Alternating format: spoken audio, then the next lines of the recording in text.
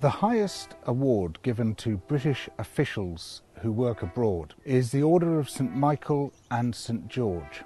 This consists of a star with a little enamelled painting, and the painting shows the angel St Michael standing on the neck of the devil, and the devil is a black man. This image is very similar to one that we've become familiar with. A policeman kneeling on George Floyd's neck as he says, "I can't breathe." And the idea of standing or kneeling on the neck of a black man is deeply embedded in these notions of dominance, of white people over black people, the dominance of Western nations over other countries. Now, one of the recipients of this award was a man called Sir Evelyn Baring. Sir Evelyn Baring was the grandfather of someone called Mary Wakefield. Mary Wakefield is the wife of Dominic Cummings, Boris Johnson's chief advisor, a man who has done more to cover up the record of current events than anyone else in this government. Sir Evelyn Baring was governor of Kenya when Kenya was a colonial possession of the United Kingdoms. And while he was there in the 1950s, he instituted a system of concentration camps, which even his own Attorney General compared to those run by the Nazis. He drove into these concentration camps and fortified villages. Almost the entire population of the Kikuyu people, then numbering over 1 million people. Huge numbers died, some of them of starvation and disease. Many beaten to death, burnt to death, tortured to death. Repeatedly, men were castrated. In some camps, almost the entire population of children died. And until the Mau Mau are destroyed, the innocent too must suffer. It was Evelyn Baring who oversaw the creation of this system. Sir Evelyn Baring, upon whom rests the main responsibility of the campaign. We are making progress in that struggle, and we are all confident that in the end we will succeed. He also directly authorised the beating to death of people within those camps. When Labour MPs asked inconvenient questions about this, on one particular occasion when 11 men were beaten to death, he told the Colonial Secretary to tell the MPs that they had died from drinking contaminated water. Before Britain left Kenya, there was an order sent down, implemented by Special Branch, to conduct what they called a thorough purge of the archives. They burnt crate after crate of documents. One of the orders instructed that if there were too many documents to burn, they should be packed into weighted crates, taken as far from the coast as practicable, and dumped into very deep water without currents. They erased not only the evidence of what happened in Kenya, but much of what happened in Malaya. The British troops in Malaya, slowly but steadily, are smashing the Reds' reign of terror, and they'll keep at it till the job's done. In Yemen, where Britain fought its dirty war, in Aden.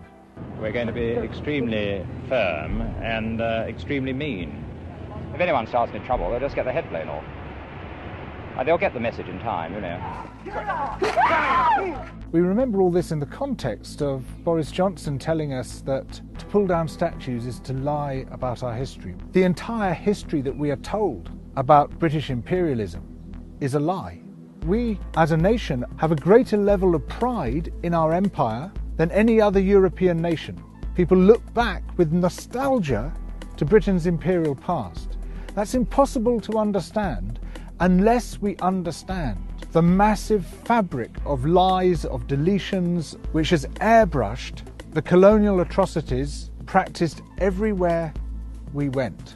Imperialism has long been justified through the notion that the white man had a duty to civilize the so-called other races.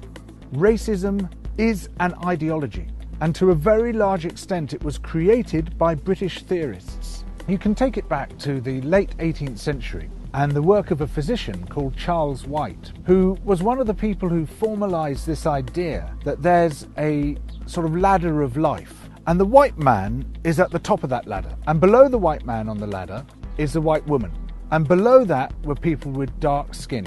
That ideology remains with us today. It's that ideology which led to the policeman kneeling on the neck of George Floyd, institutional racism, to systemic racism, and a huge part of that ideology began here in the United Kingdom to justify our seizure of other people's resources and other people's lives.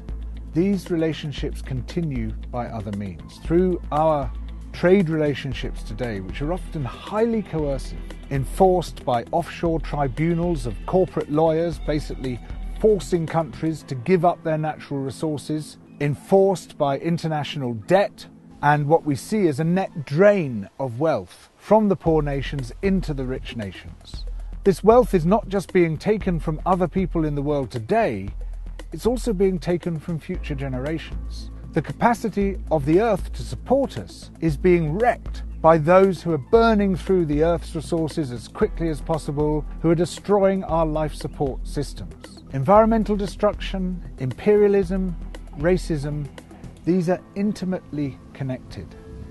They all mesh together as part of a global system of injustice. It's not just the bad stuff in history that they don't want us to see. It's also the good stuff. The massive role of the slave revolts and rebellions, of the slaves themselves and the ex-slaves, who through their advocacy managed to generate a huge amount of outrage about the slave trade and what it involved. Similarly, the history of resistance and rebellion within these shores, a huge range of people's movements amongst the working classes, amongst the middle classes, trying to create a better, juster, more democratic nation, often hundreds of years before their visions came to fruition. And by learning from that history, as well as by learning from our history of atrocities, these two hidden histories, we can begin to understand where we stand, why we are where we are, and how, from that position, we can start to build a better world. Yourself into that. People like myself want to achieve, and people like you should understand this. Either you accept our way of life, our laws, and the way this country is, or you can find somebody somewhere else to call home. Well, you need to speak to your brothers in Australia, your brothers in South Africa, and your brothers in America, and tell them to come back home to Europe. Because I do agree, if you're so upset about immigrants in your country, less than 6%. Yeah, then you should be more upset about, your people in America and your people in Australia and your people in South Africa that have literally taken over countries. They're not a minority. They're not 4% of them. They've taken over countries. They've committed genocide amongst nations. You know what I'm saying? So you should be more upset with that if you're really caring about that. But I don't think you care about it when it's the other way. I think you only care about it when it's one way.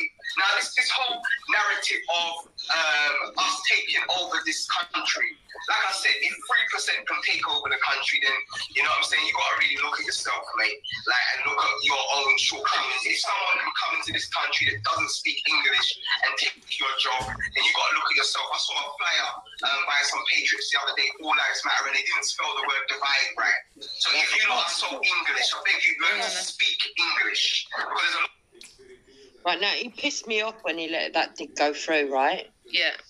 Because he's already mentioned earlier on that there's the white children are suffering in schools, right? White boys are doing the lowest in school. Now, if he'd have had any sense, that's when he would have come in and he would have said, well, if there was some adult men that are not spelling correctly amongst our patriots, that's because they've been left behind by our society because they've been focusing too much on people of colour and trying to appease them and not looking after white boys. If we go and look at the figures, you will see that white boys are suffering within the schooling system and bring up the numbers, and that would have won that point. But no, what did he do? He let it go past again. Yeah, he just let it float on by, didn't he? Idiot. A lot of people that are immigrants that speak better English than many of the people who call themselves patriots. Wow. Yeah, this is the problem. You don't want to be lazy, and then you want to be upset when other people pass you on the hierarchical scale. And the other thing is, if anyone is victims, it's you lot, because you lot are always crying about something, always whinging about something, always whinging about that 6% minority. Yeah, when really and truly, you should just be happy about the fact that you are not in a situation situation where you've lost your name, your language, your folkways, your moreways, your land, your country being pillaged by other people, you're in a better position than other people. Lastly, let me just quickly touch on Stormzy. You see, this is what these racist people do. On one hand, they say, look at the violence in your community. Look at the violence. Why are you not doing anything about the violence in your community? Did we hear him say that at the beginning? Yes, we did. We heard him say, look at the violence, the gang violence. And then someone that comes out of that society says, you know what? I can see there's a problem within the black community. So you know what I'm going to do? I'm going to try to provide scholarships to get people away from these roads, yeah? Because sociology is, if poverty breeds crime, crime breeds violence. So if I can deal with the poverty, I'm talking about Stormzy, yeah, then I might be able to deal with the crime and I might be able to slow down the violence. And when a black man does do that and does try to solve the issue, you know, I still cry and say, no, why is he giving scholarships to black people? So it's like we can't win, you know what I'm saying? If we don't do anything about the violence, you are complaining if we do. Again, that's where he should have reiterated, okay then, respect, if you believe that we should have separatism, because he's a left now, apparently, right? Yeah, so yeah. He should be quite happy with that. He should say, but what we're going to do within the white community is we're going to have white scholarships for our young white boys that are not doing well in school. Exactly. But he didn't. No, that whole monologue that Raspek did, he just let him get away with it. You know, he does not speak for me, and I know he doesn't speak for you.